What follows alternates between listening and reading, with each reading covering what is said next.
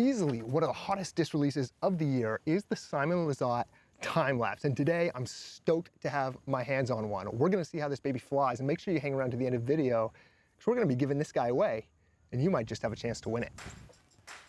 Now, before we actually get out and throw any holes with this disc, I wanna give it a couple throws in the field and see how overstable this thing really is. If you've watched other reviews of this disc on YouTube so far, you'll know that the jury right now is saying that this thing is beef. So we're out here in a field, we're gonna give it a toss, slightly downhill shot, not much wind today. As you can see, this is gonna be a little bit of a headwind, but not a ton. First throw ever with the time lapse. Let's go. Oh, hit it pretty flat and it didn't really flip up at all. Definitely came out of my hands low. So we'll toss it back, see what we can't get, but definitely got some stability. Now, just for comparison's sake, I have a Force, I have a Star Destroyer, and I have a Rive out here. We're gonna give those a quick toss as well, see how the stability matches up.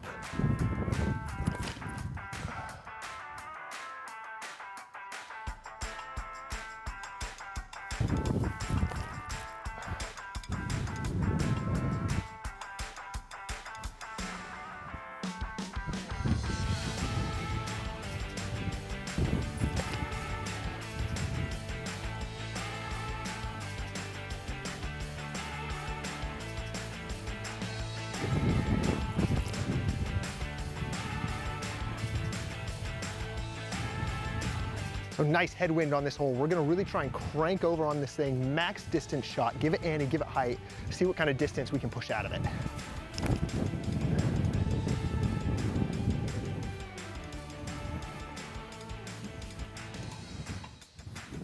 DD3, just for comparison. Oh, so much more turn on that DD3. That is crazy and really demonstrates the stability of that time lapse. I released those very similar. The time lapse just held flat and dunked. The DD3 really turned and rode right before coming back. There's a headwind out here. I mean, it's moving a little bit. Last comparison, let's do the same with the Stock Destroyer. Once again, a lot more turn than that time lapse, not as much as the DD3, but you definitely got a little bit right to left action. It looks like quite a ways farther up that hill.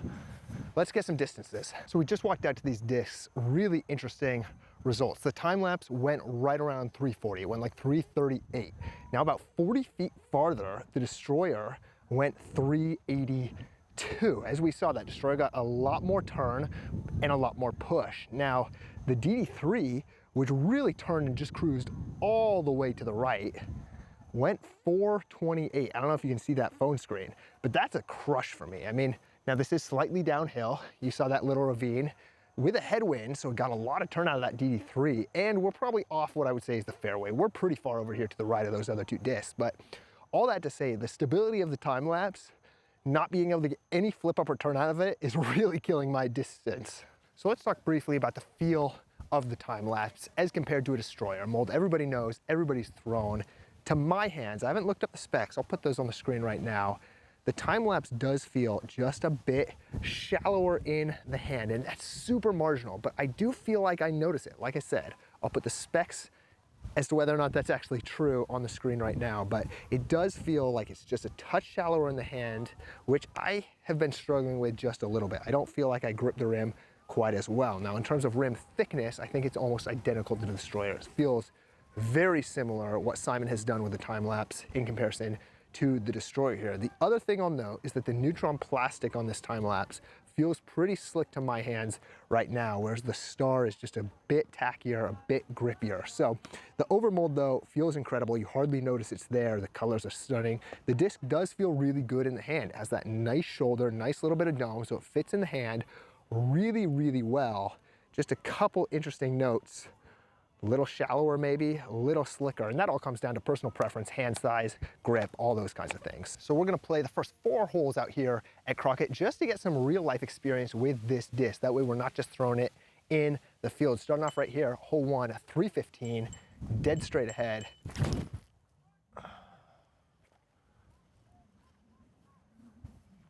Oh, what a way to start. Easy tap in, absolute park job. Our first hole ever with the time lapse. Let's go, baby. Now this time lapse was sent out to me by Tim over at Astro Discs. Huge shout out and huge thank you. Their store is linked below, and really awesome shop. Make sure you guys check them out. Huge supporters of the channel, and so awesome that they're willing to give away a time lapse to one of you guys. So huge thanks to Tim and Astro Discs. Hole 2, 306, right down there in the corner. We're just gonna try and hit this, flatten off to the right, let the stability do some work. Oh, I like it if it's far enough. Wow, way short. I am having so much trouble getting good distance out of this disc. Let's see about that hero putt. Nice little 50, 60 footer downhill. Oh, I left it short.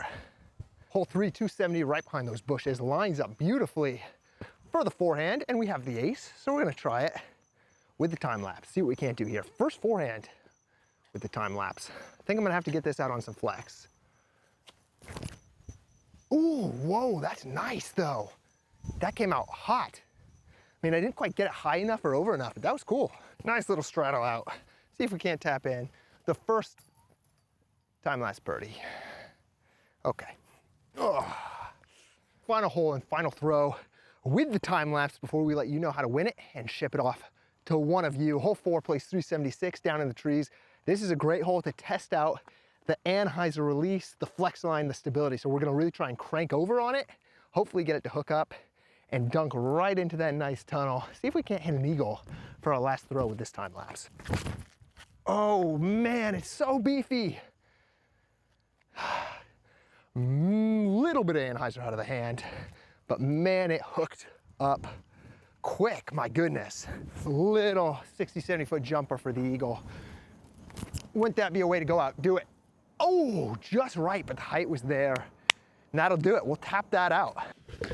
Now let's talk about how you can take home this time lapse to be your very own. Like I said, huge shout out to Astro Discs for supplying this and partnering with me in this giveaway. There are 4 things you need to do to be eligible to win this disc. The first is to like this video and subscribe to my YouTube channel. So I guess that's 1 and 2. The second is to head over to Instagram, look up Astro Discs TX, and make sure you're subscribed to their Instagram. And the final thing, they're gonna have a post about this giveaway. You need to like and comment on that post. It's actually off of that post that we're gonna be selecting a winner. So the giveaway will happen on Friday, the 22nd at 8 p.m. Central Time. We're gonna hop on an Instagram live, both me and Tim together. We're gonna use a random comment selector to choose a comment off of that Instagram post on Astro Disc TX, which is linked below, to choose who wins this disc, and then I'll hit you up in the DMs, get your mailing address, and send this bad boy out to you.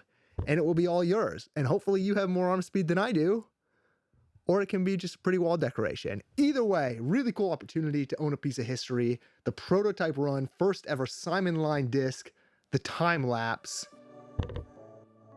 It's awesome. I mean, even if it didn't throw well, it's awesome, but it does throw well. It's just beef. So there you have it. Appreciate you guys hanging out.